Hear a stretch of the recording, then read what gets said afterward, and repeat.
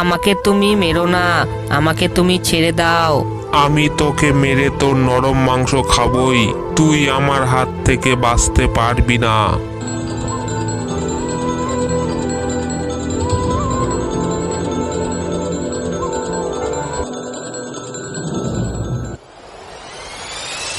কোনো এক জঙ্গলে একটি বাঘ বাস করত। বাঘটি ছিল খুবই ক্ষুধার্ত। না, আজকে কোথাও একটিও শিকার দেখতে পেলাম না। সব জন্তুরা কোথায় গেল? আজকেও কি আমাকে না খেয়ে থাকতে হবে? আমি কি এবার না খেতে পেয়ে মারা যাব? একবার ওদিক থেকে ঘুরে আসি। এই বলে বাঘটি ওদিকে গেল। সেখানে দেখলো একটি গরু শুয়ে আরাম করছে।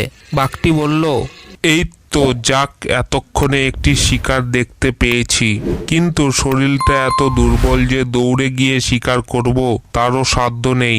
একটু কাছে যাই, তাহলে খপ করে ধরে ফেলতে পারবো। এই বলে বাঘটি গরুটির কাছে আসলো। বাঘটিকে কাছে আসতে দেখে গরুটি চমকে যায়। আরে ভয় পেও না গরু ভাই, আমি তোমাকে খেতে আসিনি।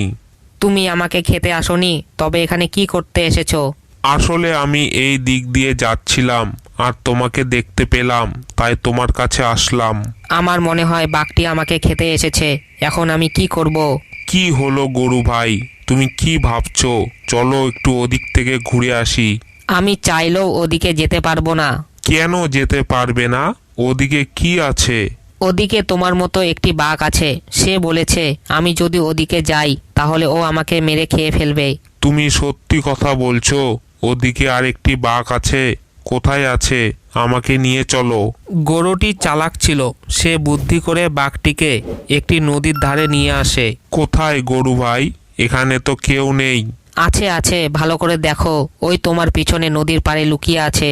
এরপরে বাঘটি পিছনে ঘুরতেই গরুটি এক লাথি মেরে বাঘটিকে জলে ফেলে দেয় আর সেখান থেকে পালিয়ে যায়। এভাবে চালাক গরুটি বাঘটির হাত থেকে নিজেকে বাঁচিয়ে প্রাণ রক্ষা করলো।